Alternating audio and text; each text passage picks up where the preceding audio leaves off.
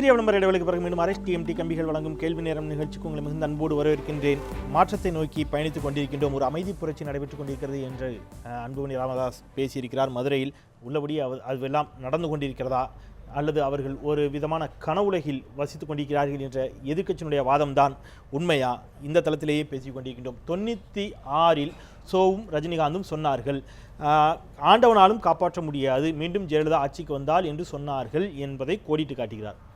அந்த 96க்கு அப்புறம் தான் அதிமுகவோட பாமக கூட்டணி வச்சிருந்துச்சு.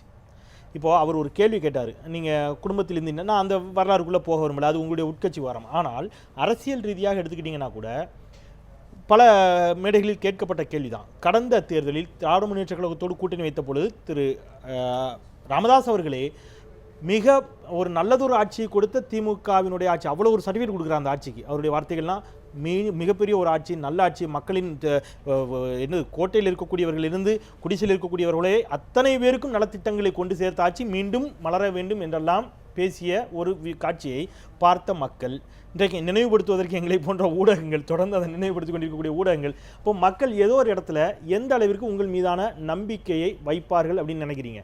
இந்த உங்களுடைய கொள்கையில் விட்டுருங்க, கொள்கைக்கு அப்பாற்பட்டு தமிழ்நாடு அரசியலில் பாட்டாளி மக்கள் கட்சியை விமர்சனப்படுத்திய அளவிற்கு வேற எந்த இயக்கமும் விமர்சனப்படுத்தப்படவில்லை. அதை தாண்டி இன்றைக்கும் பாட்டாளி மக்கள் கட்சி என்ன விரும்புகிறது என்றால், எங்களுடைய நோக்கம் தமிழ்நாட்டில் இந்த மாற்றம் ஏற்பட வேண்டும் என்பதை முன்னெடுத்து வைக்கின்ற பொழுது இந்த கருத்தை இன்னும் மிகப்பெரிய அளவில் கூட விவாதம் நடத்துங்கள். இது அவசியமா, தேவையா, சாத்தியமா என்றெல்லாம் நீங்கள் பேசுங்கள். ஆனால் எங்களுடைய நோக்கம் இருக்கிறது, அன்றைக்கு ஏன் செய்யவில்லை, இன்றைக்கு ஏன் செய்கிறீர்கள், இது போன்ற செய்திகள் விவாதங்களில் பேசுவதற்கு வேண்டுமானால் நன்றாக இருக்கலாம். ஆனால் இதை பற்றி பேசாமலேயே ஒருவேளை இருந்து விடுகிறோம் என்று சொன்னால் இந்த சமூகத்திற்கு, இந்த காலகட்டத்திற்கு நாம் செய்த மிகப்பெரிய துரோகமாக மாறிவிடாதா? எல்லா கட்சிகளும் தமிழ்நாட்டில் இருக்கிற எல்லா கட்சியும் நான் தான் முதலமைச்சர், நான் தான் முதலமைச்சர் அண்ணன் சொல்றேன். அண்ணன் கூட எல்லாரும் பேசுறாங்க. உங்க கட்சி முதலமைச்சர் சொல்றீங்களா இல்லங்கிறீங்களா? என்ன சொல்றீங்க? அந்த பட்டியல் போடுறீங்களா?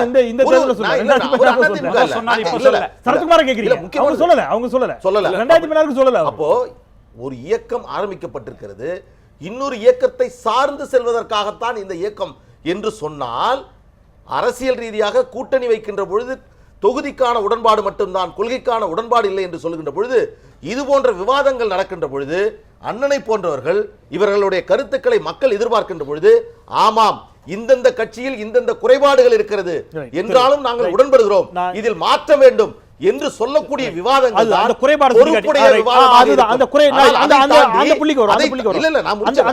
தாண்டி தமிழ்நாட்டில் ஒரு எண்ணம் என்ன இருக்கிறது என்றால், எல்லோருக்கும் அந்த இடத்தில் அமர வேண்டும் என்ற எண்ணம் இருக்கிறது. இன்றைக்கு நீங்கள் எல்லோரும் சொல்லுகிறீர்கள், அரசியல் அதிகாரத்தை பெற்றால்தான் எதிர்காலம் என்பது எல்லோருக்கும் தெரியும். அதை தாண்டி அண்ணனை போன்றவர்கள் எல்லோரும் சொல்றாங்க இதெல்லாம் சாத்தியமே இல்லை, வாய்ப்பே இல்லை என்று சொல்லுகின்ற பொழுது, மிகப்பெரிய ஒரு இயக்கத்தை நடத்தி தமிழ்நாட்டில் ஒரு அரசியலை கற்றுக் கொடுக்கக்கூடிய எங்கள் மருத்துவர் ஐயா அவர்களுக்கு இது தெரியாதா?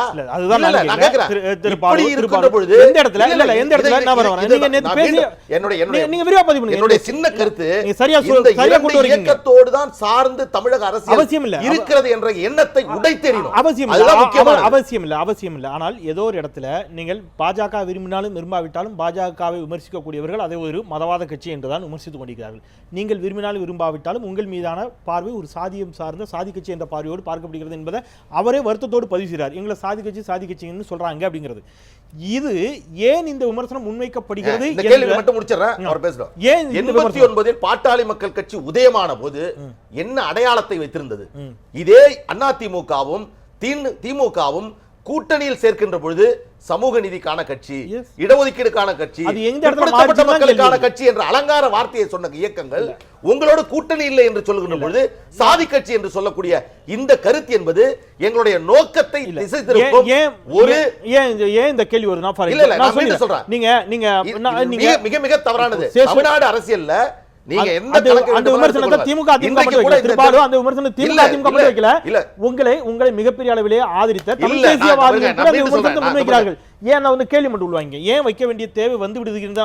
அவர்களுடைய பார்வையில் சேஷசமுத்திரத்தில் ஒரு பிரச்சனை நடக்குது. அப்போ ஒரு உண்மை அறியும் குழு உங்களுடைய தலைமையில் அங்கே செல்லும் அப்படின்னு டாக்டர் ராமதாஸ் அவர்கள் ஒரு அறிக்கை கொடுக்குறாங்க. அந்த அறிக்கையை குறித்து கூட நம்ம விவாதிச்சிருந்தோம். அந்த அறிக்கைக்குள்ள நான் திருப்பி போக விரும்பல.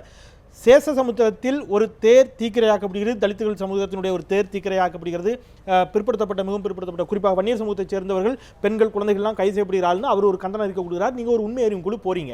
இங்கே பிரச்சனை எங்கே வருது அப்படின்னா, இது போன்ற ஒரு உண்மை அறியும் குழு பரமக்குடி துப்பாக்கிச் சூடில் 6 தலித்துகள் கொல்லப்பட்ட பொழுது பாட்டாளி மக்கள் கட்சி சார்பில் அனுப்பப்பட்டதா, கொடியன்குளத்தில் அனுப்பப்பட்டதா, தாமிரபரணி கலவரத்திற்கு அனுப்பப்பட்டதா என்ற கேள்விகள் எல்லாம் இயல்பாகவே எழுகின்றன. ஆம்பூரில் காவல்துறையினரால் ஒருவர் கொல்லப்பட்டார் என்று ஒரு பிரச்சனை நடந்துச்சு. அது மத பிரச்சனையா பார்க்க, அங்க காவல்துறையின் மீதான தாக்குதல் உண்மையா பொய்யா என்று நீங்கள் பார்த்தீர்களா? இந்த கேள்வி எல்லாம் இயல்பாக தவறு.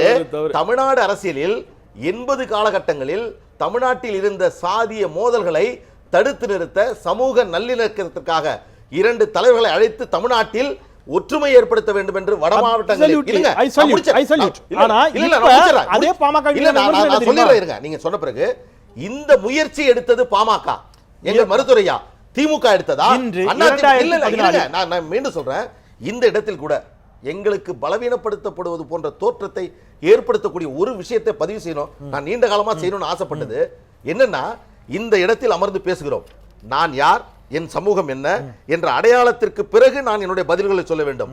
ஆனால் இங்கே வந்திருக்கக்கூடிய இந்த விருந்தினர்கள் எந்த சமூகம், என்ன நோக்கம், உங்களுடைய உள்நோக்கம் என்ன என்பதையெல்லாம் அறிந்து கொள்ளாமல், அதை விமர்சனம் செய்யாமல், அந்த நாகரிகத்தோடு பாட்டாளி மக்கள் கட்சி இந்த விமர்சனங்களில் அமர்கிறதே இல்ல, இது மிகப்பெரிய எங்களுக்கு. நான் சொல்றேன், இந்த இடத்தில் நீங்கள் பார்க்கின்ற பொழுது நீங்கள் சொல்லக்கூடிய கருத்துகளில் வேறு ஏதாவது அரசியல் காரணமோ அல்லது சாதி ரீதியான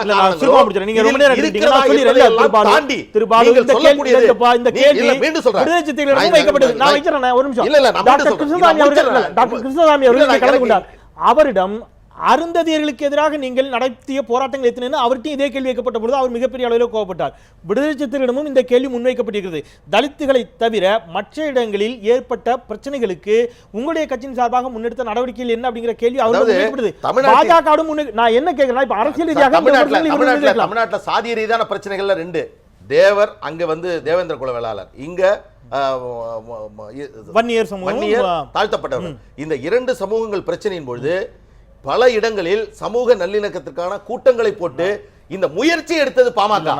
இந்த முயற்சி எடுக்காமல் வேடிக்கை பார்த்து கொண்டு அதை விமர்சனம் செய்து கொண்டு சொல்லக்கூடிய இந்த கருத்துக்கள் வெளியில் இருந்து வேண்டுமானால் விமர்சனம் செய்யலாம். அதை தாண்டி தாழ்த்தப்பட்டவன் இறந்தபோது அவனுடைய தோளிலே தூக்கி சுமந்து சென்ற எங்கள் மருத்துவரையா அவர்களை பார்த்து சாதி ரீதியான தொடர்புடைய சொல்லக்கூடிய கருத்துக்கள் மிகப்பெரிய வருத்தம். பொருளாதார ரீதியாக சமூக ரீதியாக மிகவும் பின்தங்கிய சமூகத்திற்கான இடஒதுக்கீடு, வன்னிய சமூகத்திற்கான இடஒதுக்கீடை பெற்றுக் கொடுத்தவர் என்ற முறையிலேயோ அல்லது சமூக நீதிக்கான விஷயங்களை அவர் முன்னெடுத்தார் 89களில் 90களில் என்ற முறையிலேயோ யாரும் அவரை குறைத்து மதிப்பிட முடியாது. அதுக்குள்ள அதெல்லாம் விவாதம்.